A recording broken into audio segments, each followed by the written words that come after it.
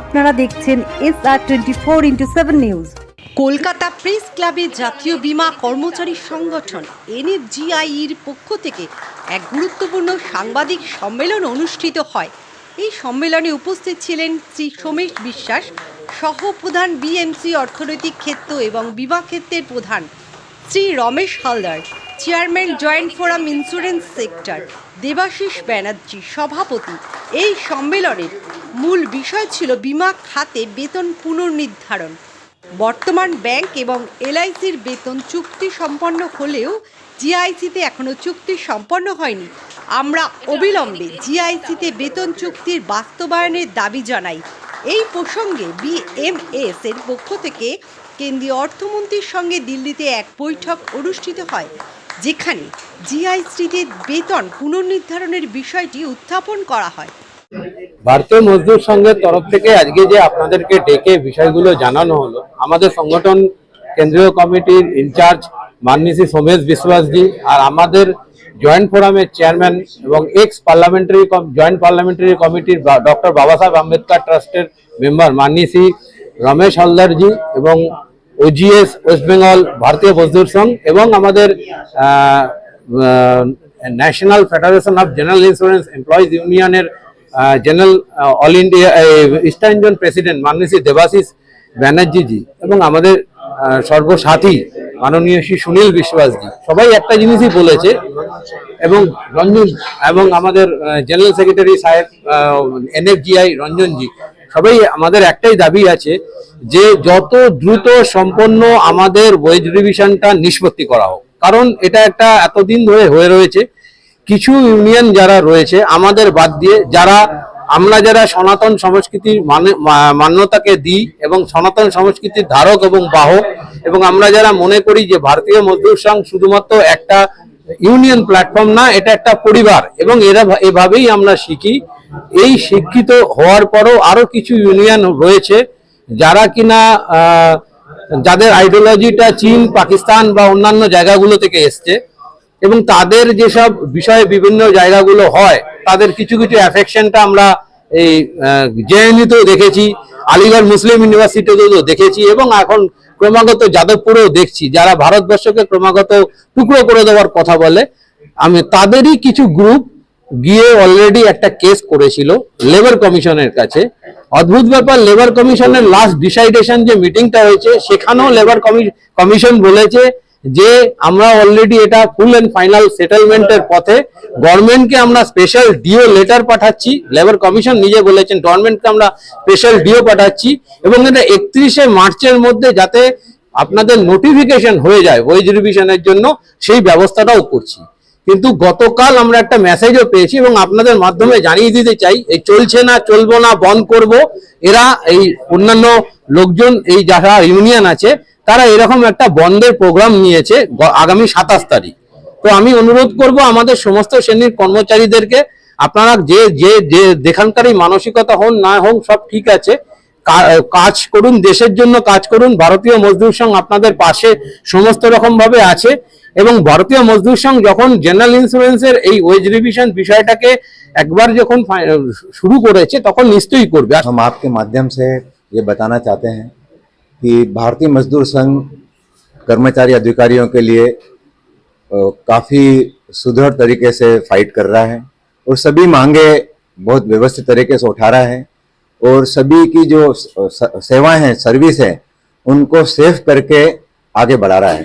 तो मैं सभी कर्मचारी अधिकारियों से आपके माध्यम से निवेदन करूंगा कि भारतीय मजदूर संघ के साथ जुड़ें और संगठन को आगे बढ़ाएं, और हमारी जो वाजिब मांगे हैं उसको हम इनके माध्यम से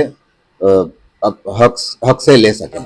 एक तो पुरानी जो पेंशन है वो नई पेंशन है वो पुरानी स्कीम पेंशन चालू की जाए। वेज रिवीजन हमारा पेंडिंग है 22 से, वो वेज रिवीजन बहुत जल्द से जल्द होना चाहिए। और हमारे जो कर्मचारी साथी हैं उनके साथ अन्याय, अत्याचार, भेदभाव, शोषण हो रहा है, उसको रोका जाए। उनकी CR खराब कर दी जाती है, प्रमोशन रोक दिए जाते हैं, तो ये सब नहीं होना चाहिए। मैं Ramesh Haldar, all India chairman, joint forum. Ranjan Kumar Sahu, भारतीय मजदूर संघ ऑर्गेनाइजिंग सेक्रेटरी। पश्चिम बंगाल। भारतीय मजदूर संघ का एक नारा है, देश के हित में करेंगे काम, काम के लेंगे पूरे दाम। इस आधार पर, इस जो नैरेटिव पर हम भारतीय मजदूर संघ काम करता है, यानी मजदूर का साथ कोई भेदभाव ना हो। जब वो देश के लिए काम करता है, सेवा देता है, तो उनके लिए जो मांगे है, उनका जो सोशल सिक्योरिटी है, उनको जो समस्या है, वो सरकार हल करे।